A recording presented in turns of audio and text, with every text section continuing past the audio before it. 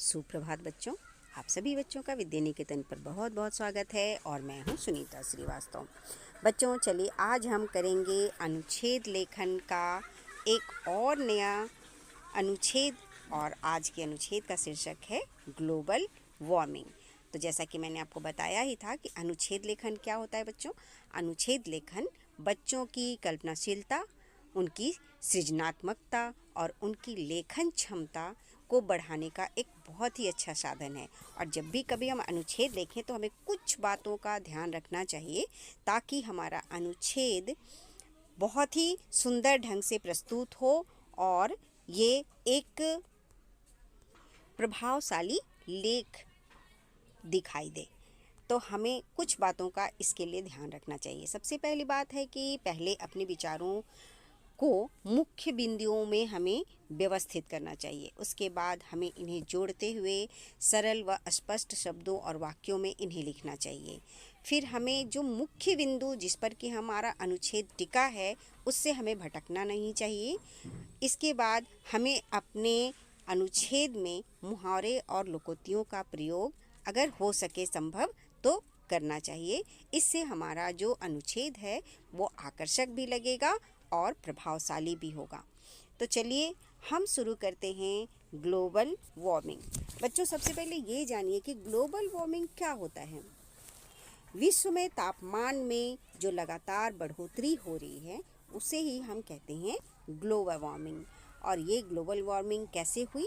तो जब औद्योगिक क्रांति हुई, औद्योगिक क्रांति का मतलब बहुत सारे उद्योग धंधे जब बहुत ज़्यादा अचानक शुरू हो गए तब उसे हम कहते हैं औद्योगिक क्रांति। और उसके बाद से ही विश्व में तापमान जो हैं वो लगातार बढ़ते जा रहे हैं।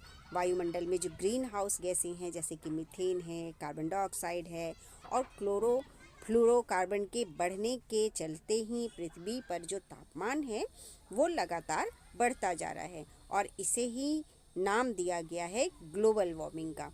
तो चलिए हम शुरू करते हैं यहाँ पर अपना अनुच्छेद ग्लोबल वार्मिंग। तो शुरू करेंगे हम अपने विचार बिंदु से। ग्लोबल वार्मिंग का अर्थ सबसे पहले हम इसके बारे में बताएंगे। इसके बाद ग्लोबल वार्मिंग से क्या प्रभाव पड़ते हैं और फिर हम करेंगे कि इसको कैसे रोका जा सकता है, इसका रोकथाम कैसे हो पाएगा। तो चलिए हम शुरू करेंगे। ग्लोबल वार्मिंग का अर्थ है पृथ्वी पर तापमान का लगातार बढ़ते जाना। वातावरण में गर्मी बढ़ रही है। बढ़ते तापमान के खतरे भी अनेक हैं।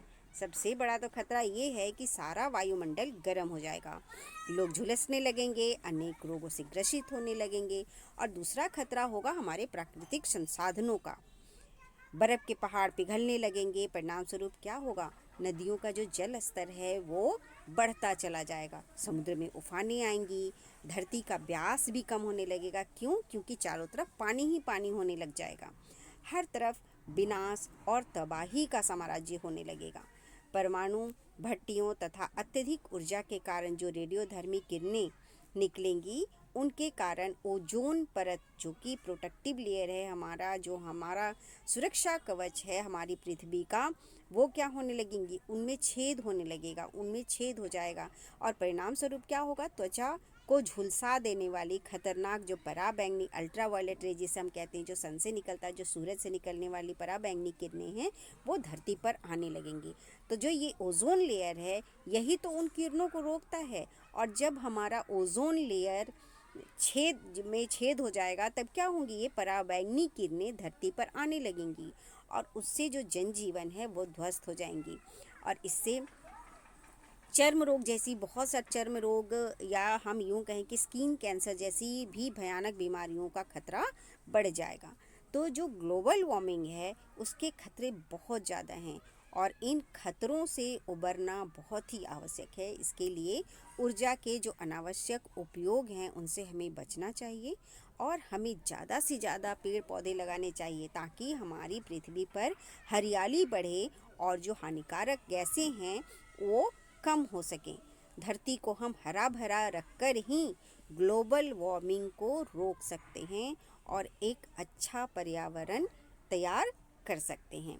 तो हमने आज के इस अनुच्छेद में जो हमारी आज की सबसे जटिल समस्या है उसको हमने आपके साथ साझा किया। तो जो ग्लोबल वार्मिंग है ये एक बहुत ही महत्वपूर्ण अनुच्छेद है और ये आपकी परीक्षा में आने के इसके चांसेस हैं।